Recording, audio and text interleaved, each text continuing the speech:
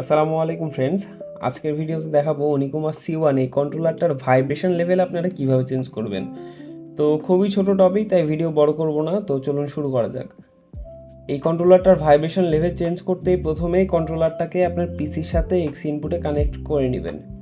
ওকে, connect করবেন কিভাবে x ইনপুটে সেটা কিন্তু আমার চ্যানেলে ডিটেলস ভিডিও দেওয়া আছে, তাই যারা জানেন না, যারা নতুন কিনেছেন তারা প্লিজ ভিডিওটা চেক করে নেবেন।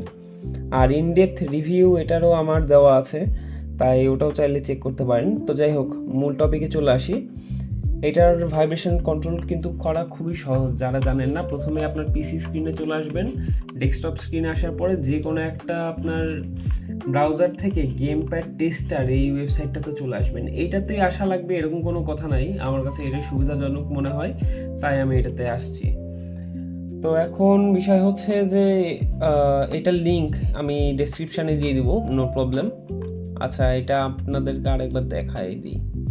এই যে কন্ট্রোলার টেস্টার এই লিখে সার্চ করবেন, চলে আসবে। এখানে কিন্তু অনেকগুলো ওয়েবসাইট পাবেন আপনারা, তার মধ্যে থেকে আমার কাছে কিন্তু ওই ওয়েবসাইটটাই ভালো লাগে, গেম প্যাড টেস্টার। ঠিক আছে, এখানে যখন আসবেন তখন আপনার কন্ট্রোলারটা এরকম কানেক্টিং থাকা অবস্থায় যে কোনো একটা কি, কন্ট্রোলারের যে কোনো একটা কি এরকম হাত দিবেন, তাহলে দেখবেন যে কন্ট্রোলারটা কানেক্ট হয়ে গেছে। এখান থেকে আপনারা চাইলে আপনাদের কন্ট্রোলারের প্রত্যেকটা বাটন কিন্তু ইন্ডিভিজুয়ালি আপনারা চেক করে নিতে পারেন। যারা নতুন কন্ট্রোলার কিনবেন তারা এখান থেকে আপনাদের কন্ট্রোলারের প্রত্যেকটা কি কিন্তু চেক করতে পারেন যে কিগুলো ঠিক আছে কি না। ঠিক আছে, তো সেটা আলাদা একটা টপিক, ওটা নিয়ে ডিটেলসে আর যাচ্ছি না। এখানে মেইন আপনার কাজ হচ্ছে যে ভাইব্রেশন টেস্ট। এখানে ভাইব্রেশন টেস্টে আসার পরে ইনফিনিটি ভাইব্রেশন এই অপশনটা আছে, এটা জাস্ট চালু করে দিবেন। ঠিক আছে, এটা চালু করে দিলে হবে কি, আপনার কন্ট্রোলার কিন্তু ভাইব্রেট করা শুরু করবে। এখন দেখেন আমার কন্ট্রোলার কিন্তু আমি ভাইব্রেশন অফ করে রাখছি, যার কারণে এটা আপাতত কোনো ভাইব্রেশন করতেছে না। আপনাদেরকে দেখানোর জন্য এই যে রেখে দিলাম। তো এখন আমার ভাইব্রেশন লেভেল কিন্তু লেভেল 0-তে আছে, অর্থাৎ একদমই বন্ধ আছে।